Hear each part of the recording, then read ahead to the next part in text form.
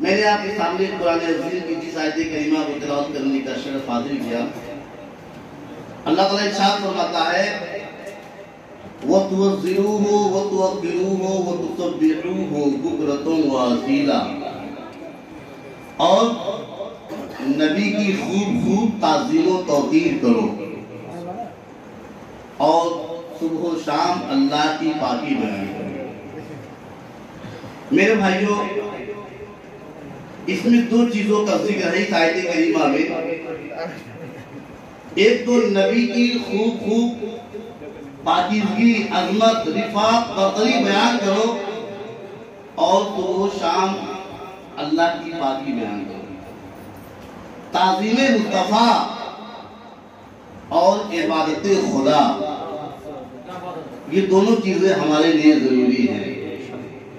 جب تک ہمارے دل میں عشق مصطفیٰ نہ ہوگا تب تک ہم کامیابی حاصل نہیں کر سکتے ہیں، اور جب عشق مصطفیٰ ہو جائے گا تو میرے بھائی یقین جانیے، اگر عشق مصطفیٰ ہے تو عبادت خدا انشاءاللہ ضرور ہونے لگے گا۔ اس لیے کوئی یہ کہے کہ ہم نبی کے عاشق ہیں، نبی کے دیوانے ہیں، اور عاشق کا دعویٰ کرنے کے بعد وہ فجر کی نماز چھوڑے، ظہر کی نماز چھوڑے، تو میرے بھائی اس کا عشق صحیح نہیں ہے۔ اس لیے کہ عشق اگر ہے تو جس سے عشق ہوتا ہے اس کی باتوں پہ عمل کیا جاتا ہے، اس کے ہر ادا پر آدمی اپنے آپ کو نچھاور کر دیتا ہے۔ اور یہ تو دنیاوی چیزیں، دنیا میں جو جس کا عاشق ہو جائے اس کی اداؤں پہ نثار ہوتا ہے۔ پھر جو میرے نبی کا عاشق ہو جائے تو سبحان اللہ، اسے تو کہنے ہی کی ضرورت نہیں ہے، وہ ایسا دیوانہ ہوگا کہ نبی کی ہر ادا پر نچھاور ہو جائے۔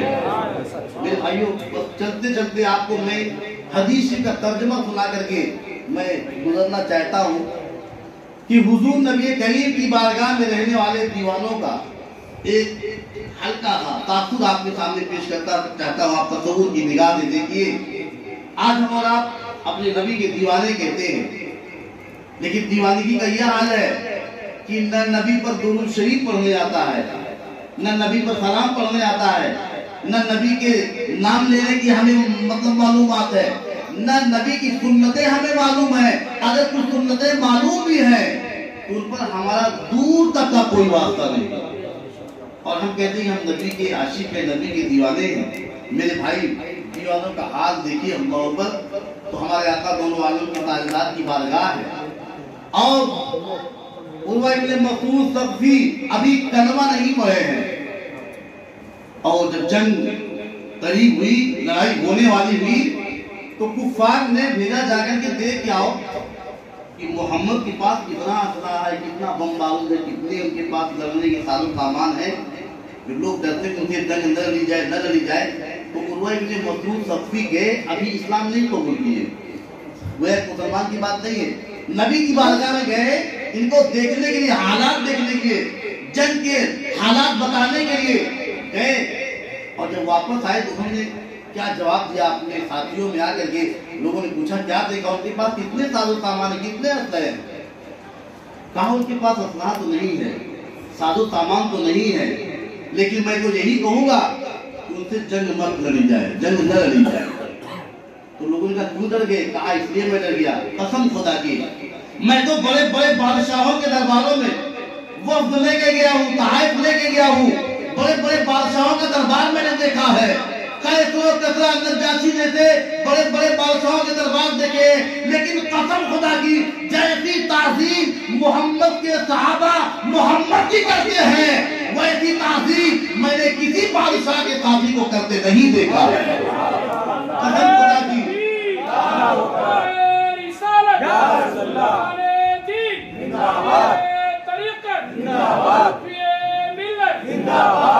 قسم خدا کی میں نے اپنی آنکھوں سے دیکھا، اگر محمد صلی اللہ علیہ وسلم تھوک پھینکتے ہیں تو ان کا تھوک زمین پر نہیں گرنے پاتا ہے، بلکہ کوئی نہ کوئی دیوانہ اپنے ہاتھوں پہ روک لیتا ہے۔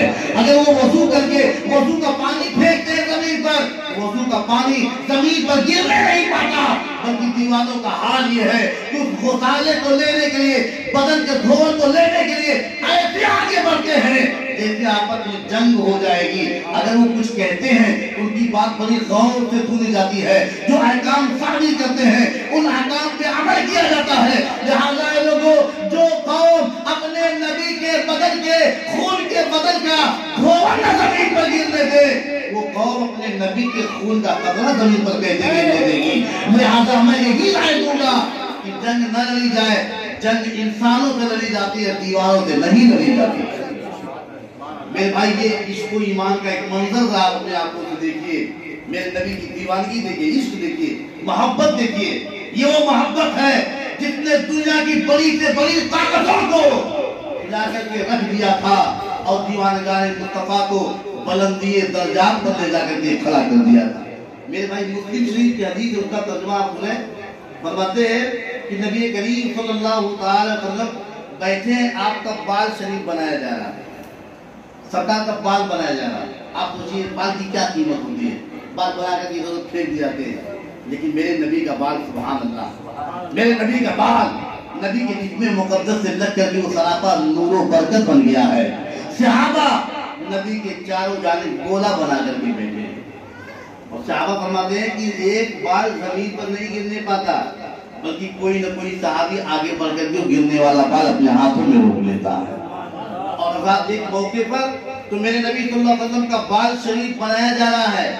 حج کا موقع، میرے نبی حج کرنے گئے ہیں اور قربانی وغیرہ کرنے کے بعد سرکار نے جب بال شریف بنوایا، اللہ اللہ، نائی نے اپنا پورا چلانا شروع کیا. میرے آقا فرماتے ہیں اس کی قدر کرو. وہ نائی کہتا، سرکار میرے خوش قسمتی کی آج معراج ہے کہ میں آج نبی کے اتنے قریب بیٹھ گیا ہوں، اتنے قریب بیٹھ گیا ہوں کہ میرا ہاتھ نبی کے سر پر ہے. یہ قربت میری معراج ہو گئی ہے. حضور نے اپنے دائیں شیر کا بال بنوایا. حدیث پاک میں ہے فدعا ابا طلحۃ الانصاری، نبی نے حضرت ابو طلحہ انصاری کو بلایا اور وہ دائیں طرف کے بال پیش کیے.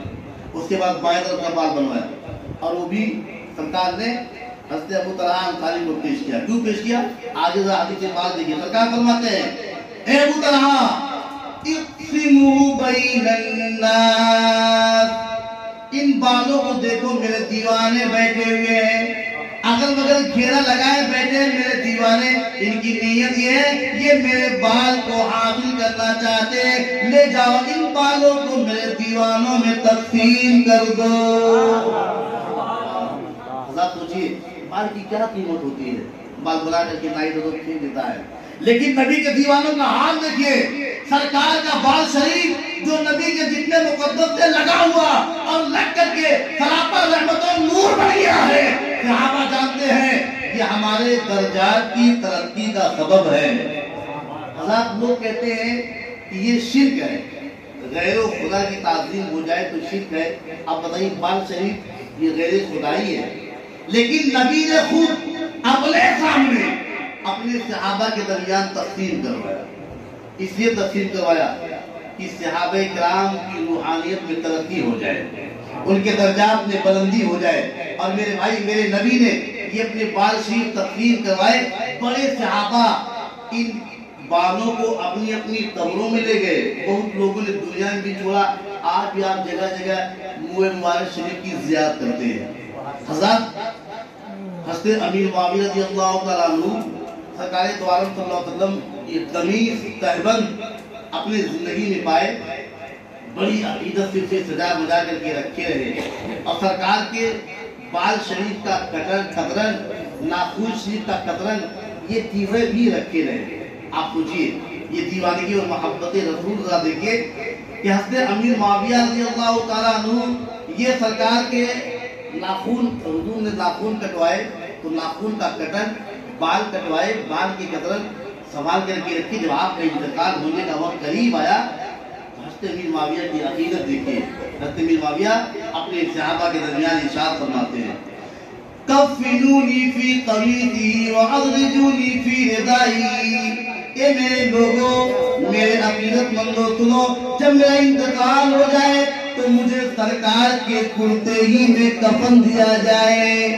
سرکار کی تہبند شریف اور کرتا مجھے بطور کفن پہنا دیا جائے اور میری سجدے کی جگہوں پر حضور کا حضور کے ناخون شریف کا قطرن بال کا قطر میرے سجدوں کی جگہوں پہ رکھ دیا جائے، یعنی پیشانی پر، گھٹنوں پر، جو جو اعضاء زمین پر لگتے ہیں ان اعضاء پر رکھ دیا جائے، اور مجھے اسی کے حوالے اس امید پر قبر کے حوالے کر دیا جائے کہ اللہ تعالیٰ نبی کے ان تبرکات کی بنیاد پہ میری مغفرت فرما دے۔